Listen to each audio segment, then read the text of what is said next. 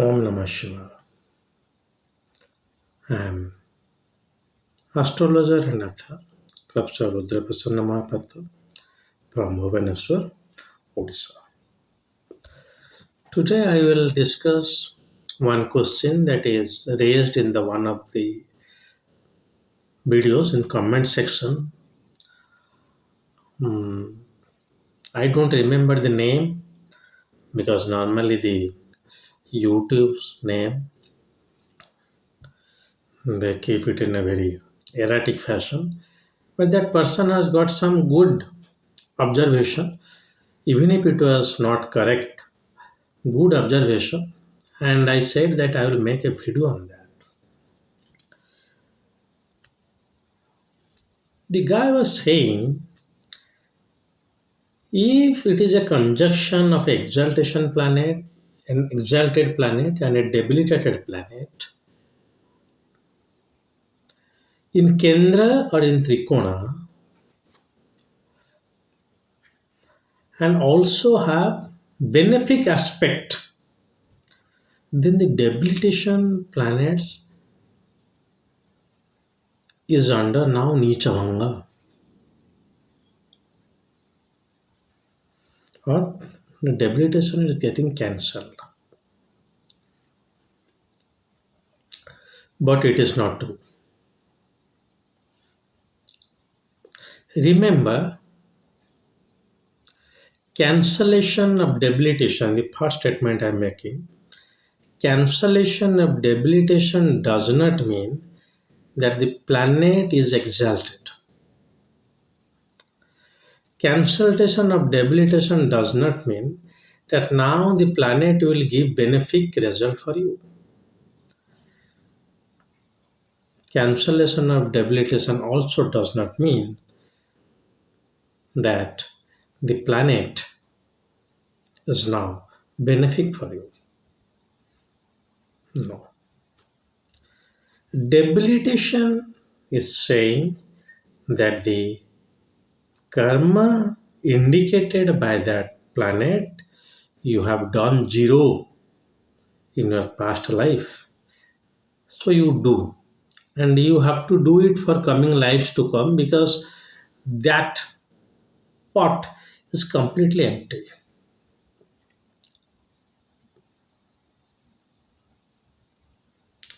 That is what debilitation is saying. Debilitation, a debilitated planet is posited in some house, has got three connotation: singular lordship or dual lordship. Like if it is sun and moon, then it is singular lordship or a dual lordship. Those two houses and the house where it is posited, karma pertaining to that are nil. So you will not get the result of that house, even if during the dasa of that planet is debilitated. But it is not going to give you malefic. Malefic result will only come whenever there is a malefic aspect. And malefic result means you have done papa. But debilitation is saying that the pot is empty. You have got very good deed, it is exaltation. You are doing no deed, it is debilitation. You have done wrong scenes. Debilitated under malefic aspect, debilitation in the Dustanas. But this guy has different thing to say that if debilitated planet in conjunction with an exalted planet is in Trikona or Kendra aspected by a benefic, it loses debilitation. No. It is not losing its debilitation. It is not saying, if I remember correctly, saying it losing a debilitation in the sense that that planet is going to be beneficial for that. No. No way. Because exalted planet has no role to nullify the debility of a debilitated planet. Let's take one example. For a Cancer ascendant, both Jupiter and Mars are Yogakaraka, are good planets. Mars is exalted in Capricorn and Jupiter debilitated in Capricorn. They are Kendra, they are seventh to Cancer. They are posited there. For example, in the Lagna, Venus is there and it is giving benefic aspect. So now the lock lord Jupiter is going to lose its debility. No.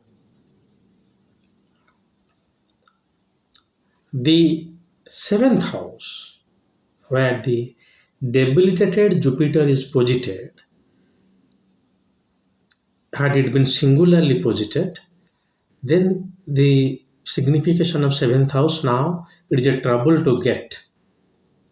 It is a trouble to maintain because the karma that will give you your spouse, you have not done it. But exalted Mars is saying that no, you have done sufficient good karma, or you have been doing that for which you have an exalted Mars there. But during one or two lifetimes, you have done such a bloody sin, or which you can call as big karma,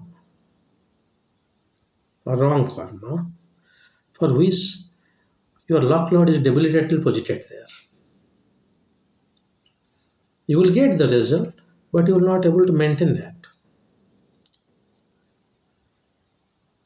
Now, you look for the Sadbala of Mars and also the Sadbala of the Jupiter to estimate the Bhavabala of that house.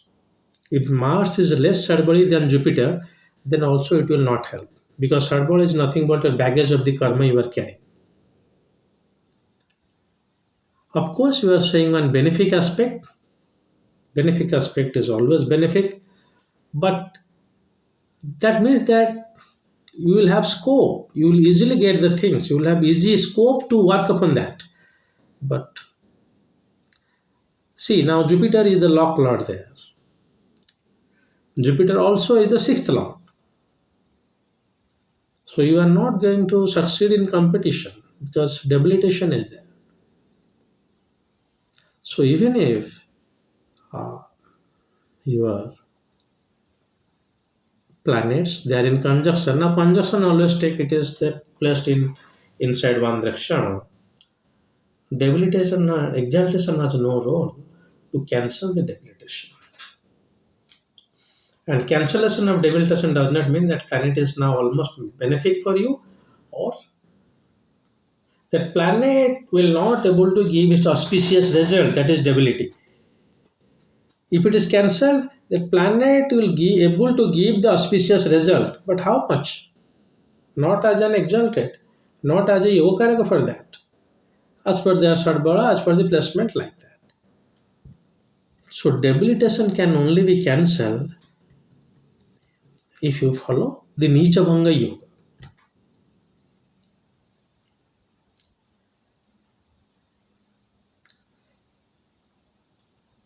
One planet is debilitated in the D1, but in the sign of its exaltation, debilitation gets cancelled.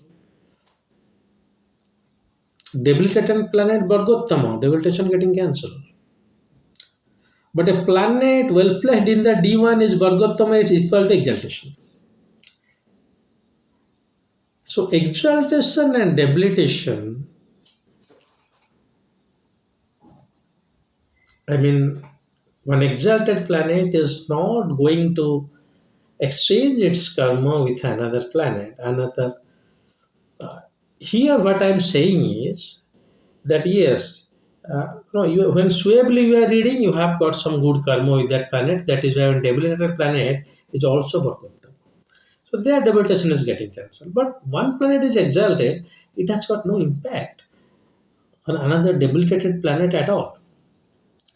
Of course, on that bhava, now singularly placed debilitated planet in a bhava, if you mean Kendra or Trikona, of course, he's saying about the Trikona of Dharma Trikona only, or else you will say there is no Kendra, all are Trikonas only.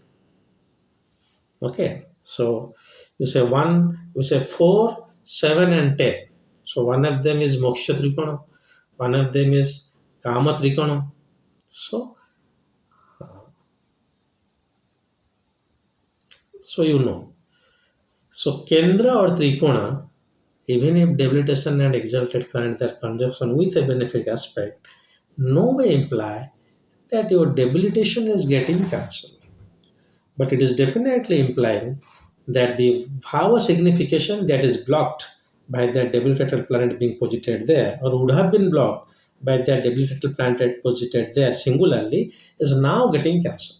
For that, however, but the lordship where the debilitated planet is owning the houses, you will get zero result if you are not working upon it.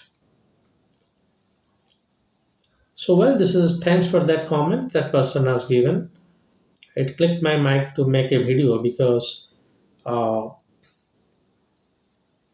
it was maybe his research. He was saying that I have seen. I am saying that never take your independent research to a generalized form unless and until it is highly approved. Yes. आपने देखा है, हमने नहीं देखा है. How can that be done? Two ways. One is please see maximum horoscope. If you see all the horoscope, please write it in the astrological magazines. Once there is no challenge, please write it in the books.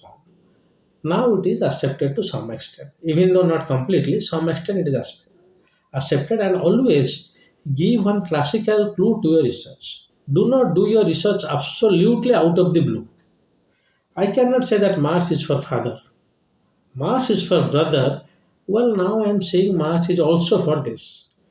So there should be a tinge of the classical mentions, and you should have extensive experience and evaluation.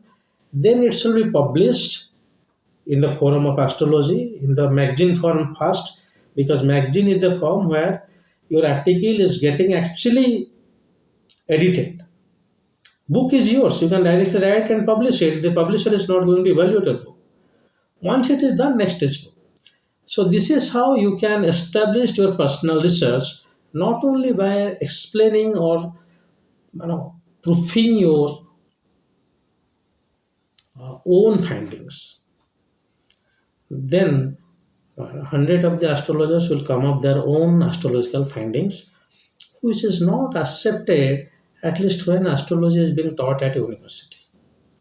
So before reaching any conclusion, please be very, very careful. One is your secondary literature review. Follow the research method. Secondary literature should be there. There should be a classical mention, even if it is half a sloka. Then second is publication. Third is generalization.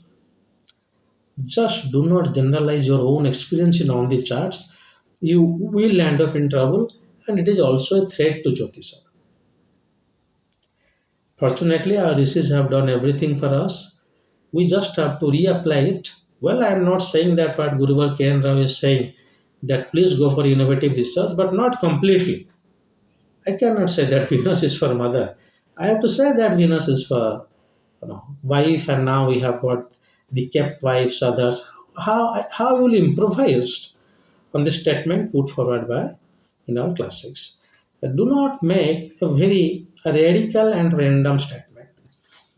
Well, finally, thank to that guy who was uh, given valuable time for writing this kind of comment. I really appreciate that comment because this kind of comment actually help to think further and churn your knowledge to reach a conclusion.